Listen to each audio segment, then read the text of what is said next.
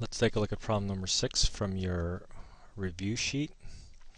And here we're asked to find, we'll look at the function to find the critical points, find the local extrema. Extrema is a fancy word of saying maximums and minimums, and state which test you're using. We're going to use what's called the first derivative test. We want to find inflection points and then sketch the graph.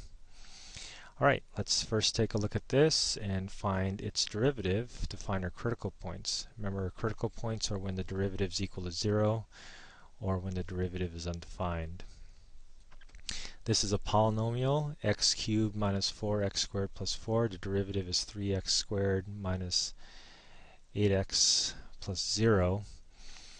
And this is never going to be undefined, so let's just set this equal to 0 and let's factor it while we're at it. So y prime in factored form.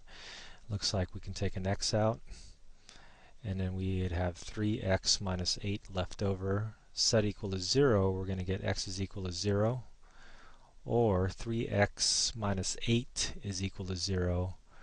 X is going to be equal to positive 8 over 3. These are your critical points.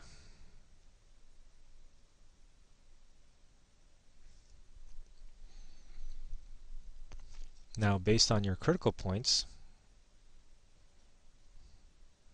what we can do is we can mark your critical points on your axis over here and use the first derivative to see what's happening when the graphs are increasing and decreasing. So we're going to need to pick some values around those graphs. So let's pick a big negative number here, like negative 100. So if we put a negative number in for x, and again I'm using the factored form here because I can just take a look at, I don't care about the actual value, I just care about the signs. So a negative very big number here will make the x negative. A negative number here would make the 3 negative times whatever number, and then there's another negative, so that's going to be a negative. Now a negative times a negative is a positive, so your derivative is positive in this interval, but I'm more interested in the graph of the original function, and the graph will seem to be increasing there from minus infinity to 0. Now, picking a number between 0 and 8/3, a good candidate would probably be 1. In any case, that would be a positive number, and a positive small number over here would give us a small number minus 8, and that's going to be the minus 8 is going to make it negative. So your first derivative negative means your graph must be decreasing.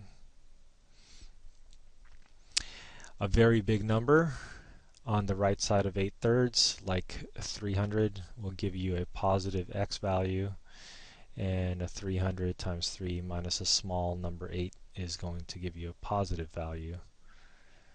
So positive derivative means your original graph must be increasing.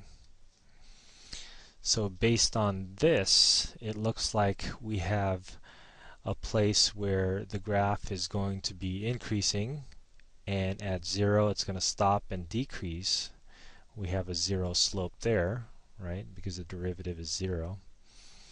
And over here we have the graph decreasing until you get to 8/3, and at 8/3 you stop and change directions to increase again, so that looks like it's a local minimum.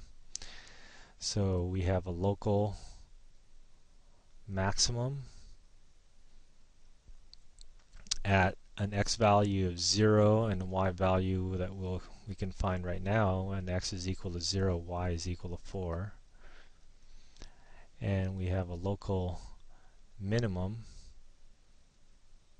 when x is equal to 8/3, and then our y value is put 8/3 in for x. Now that's not something we can do, or at least I can do by hand, so I'm just going to ask Wolfram real quick how that'll work out. We have 8/3 raised to the 3rd power minus 4 times 8/3 raised to the 2nd power. plus 4. This is a pretty sophisticated calculator to be using for something like this, but it looks like I get a value of about negative 5.4, 5.5. It's negative 148 over 27.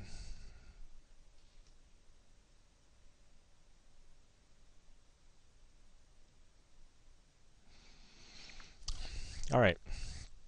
So we got the maximum and minimum, local max and min. Now let's try to see if we can figure out information about the inflection points. So with that, we need your first derivative so that we can take a derivative again to get the second derivative. And here the second derivative is going to be 6x to the first power minus 8. And if we set this equal to 0, we see that we're only going to have one number. That's positive 8/3, or 8/6, I mean, or 4/3. And there's only one possibility where this is going to change concavities. So again, I would use my number line. I only have one value where the second derivative is equal to 0. So I only have one candidate for an inflection point. And remember, this is still yet a candidate. I still have to prove that it changes concavity at this point. So if I check a number to the left of it and to the right of it, I hope to have different signs, different concavities. So this is bigger than 0, so if I choose 0, that would be on the left side, and that's going to give me a negative value. So remember that a negative is going to give you a concave down graph. Now 4/3, if I pick a really huge number, positive number over here, that would make this 6 times a big number and minus a measly 8. It'll give me a positive value. So by doing this check, we do in fact have a change of concavity, and so we do have an inflection point. Let's again use this powerful computer to see what happens if we put 4/3 into our function. And it's going to give us negative 20 over 27. That's about 0.7 in a negative direction. So we have inflection point.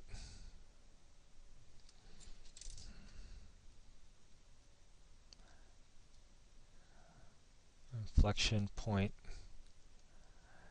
at 4/3, comma, negative 20 over 27. Okay, so now let's see if we can get a graph of this. So it looks like our important x value points are 0,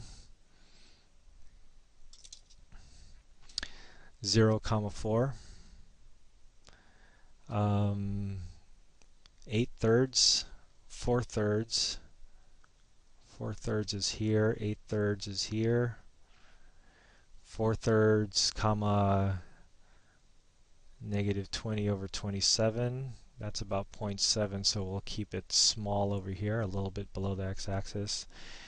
And negative over here, 148 divided by 27, I think we got that to be about negative 5. So this would be 8/3, comma, negative 148 over 27. Okay, let's see if we can follow our arrows and our concavities. So we have this thing is going to be going up with a concave down shape until we get to 0, in which case it'll go down, still a concave down shape, until we get to 4/3. Now 4/3 is over here, so we're still going to continue going down, but this time our concavity changes to concave up.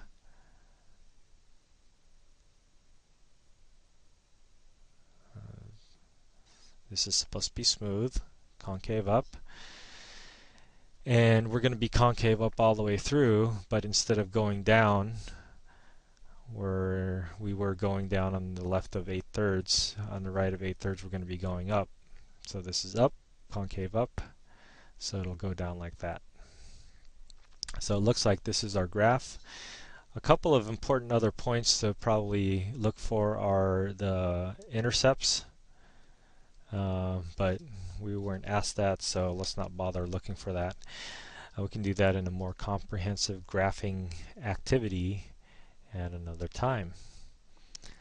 So this is our graphing, our finding critical points, our finding max and mins and intervals where it's increasing, decreasing, our finding inflection points and intervals where it's concave up and concave down, and putting it all together in a graph.